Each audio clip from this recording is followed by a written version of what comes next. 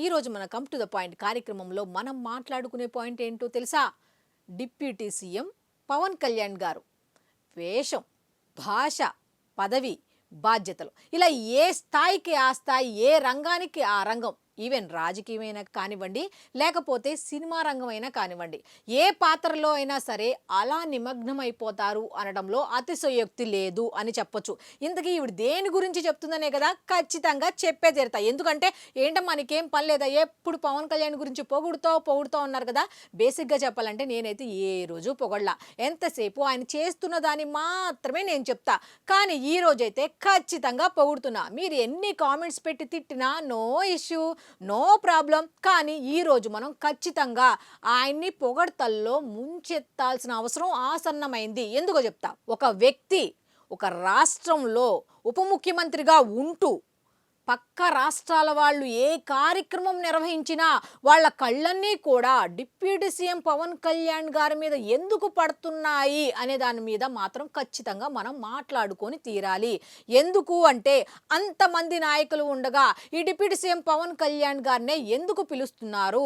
ఒకప్పుడు ఉడిపి శ్రీకృష్ణ మఠానికి సంబంధించి అక్కడ ఒక ఆధ్యాత్మిక కార్యక్రమం జరిగితే అక్కడికి కూడా డిప్యూటీ సీఎం పవన్ కళ్యాణ్ గారినే పిలిచారు. మరి అక్కడ నవయుగ శ్రీకృష్ణదేవరాయలు అనే బిరుదుతో సన్మానించారు. మరి నిన్న నాందేడ్లో జరిగిన గురు తేగ్ బహదూర్ 350వ ఆత్మార్పణ దినోత్సవంలో ఆయనైతే పాల్గొనడం జరిగింది. మరి అక్కడతో ఆగిపోయారా అంటే లేదు. అక్కడికి వెళ్ళి అక్కడ సాంప్రదాయ పద్ధతి అయినటువంటి పగిడిని ధరించారు. అబ్బబ్బబ్బబ్బా, చెప్పాలి అంటే నా భూతో నా భవిష్యత్ అని చెప్పొచ్చు. నిజంగా ఎంత బాగున్నారు అనేది చాలామంది మాట్లాడుకుంటున్న మాట. ఇప్పుడు నేను పొగుడుతున్నాను అనద్దు, ఒక్కసారి సోషల్ మీడియాలోకి మీరు గనక వెళితే తెలుస్తుంది. ప్రతి ఒక్కళ్ళు అన్నా నీ తలపాగా సూపర్, నువ్వు అదిరిపోయావు, నువ్వు సూపర్ బంపర్, ఇవి చెప్పట్లా. ఏం చెప్తున్నారో తెలుసా? ఇక్కడ హైలైట్ ఎందుకు చేయాలన్నానో తెలుసా?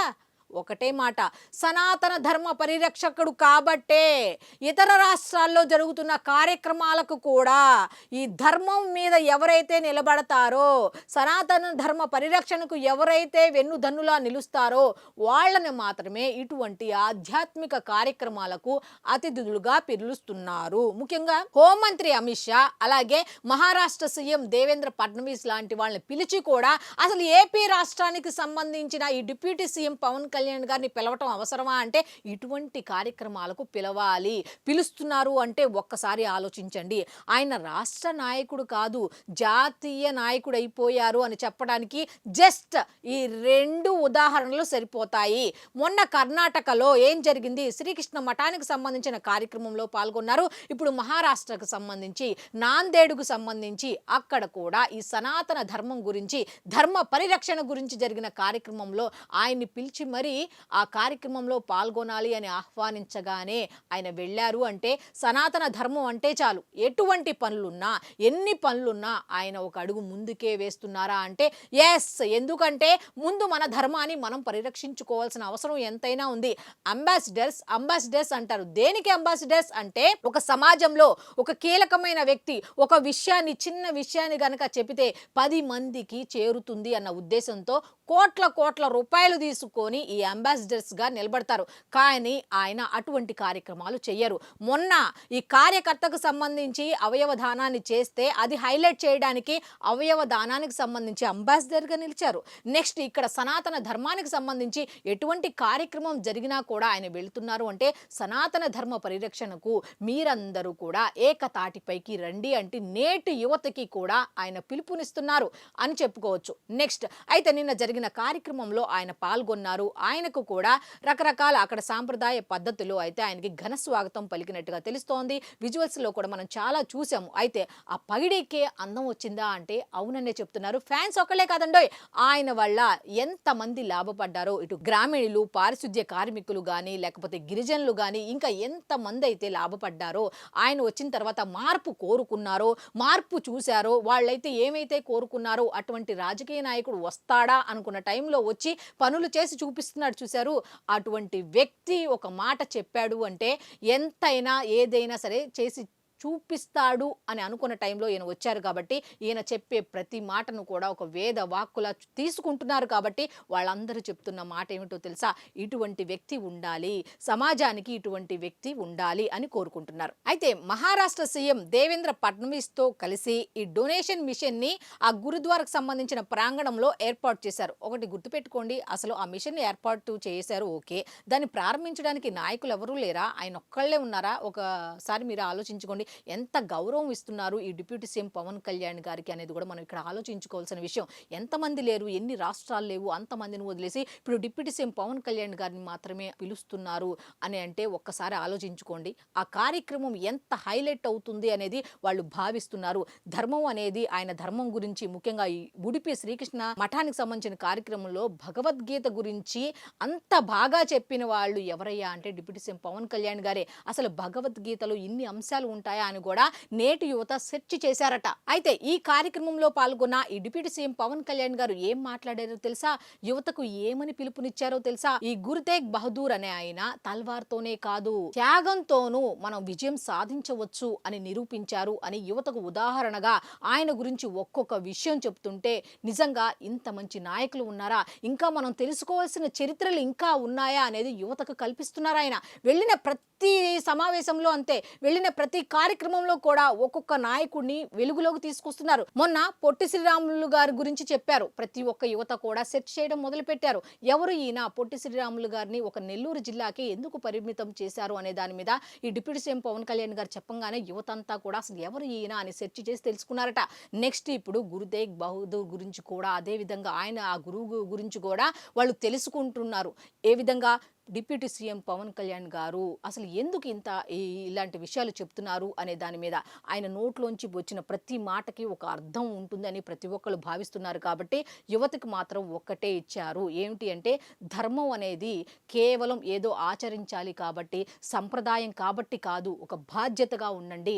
ఈ సనాతన ధర్మ పరిరక్షణకు మీరందరూ ఒక వట వృక్షంలాగా మీరు నిలబడండి అంటూ యువతకు పిలుపునిచ్చారు. ఇంతటితో ఆగలేదు. ప్రధానమంత్రి నరేంద్ర మోదీ గారు ఎప్పటి నుంచో వికసిత భారత్ అంటున్నారు. వికసిత భారత్ ఎవరితో సాధ్యము అంటే యువతతోనే సాధ్యం.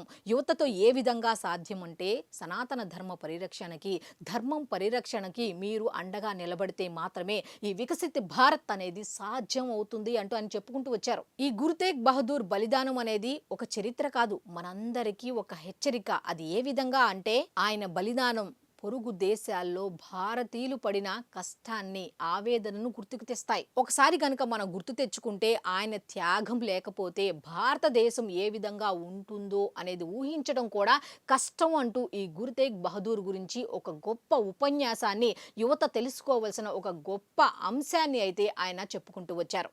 అయితే ఒక మహారాష్ట్ర గొప్పదనాన్ని ఎంత అందంగా వర్ణించారు అంటే ఏ రాష్ట్ర ముఖ్యమంత్రి అయినా ఎంతసేపు వాళ్ళ గొప్పతనం చెప్పుకొని మా రాష్ట్రంలో ఈ విధంగా చేస్తున్నాం, సో ఈ రాష్ట్రంలో కూడా ఈ విధంగా చేస్తున్నారు అంటూ పొగుడుకుంటూ వచ్చారు. కానీ మహారాష్ట్ర గొప్పదనాన్ని ఎంత బాగా అభివర్ణించారు అంటే మహారాష్ట్ర అనేది అసాధారణ భూమి, సాధారణమైన భూమి కాదు.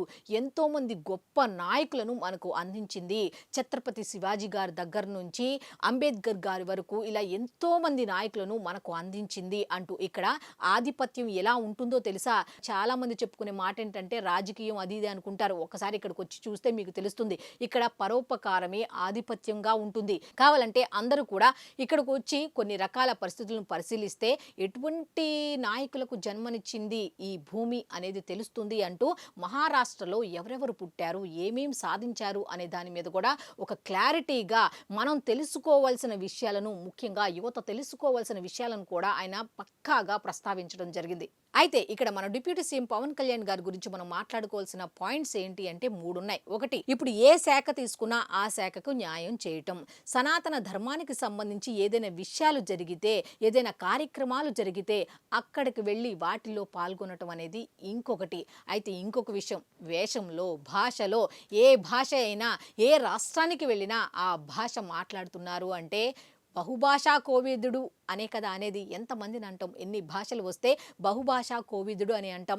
భాషను గౌరవించడం, అక్కడ సంప్రదాయాలను గౌరవించడం, ఇవన్నీ చూస్తే ఆయనకు మాత్రమే ఇవన్నీ సాధ్యం అని మనం ఖచ్చితంగా చెప్పొచ్చు.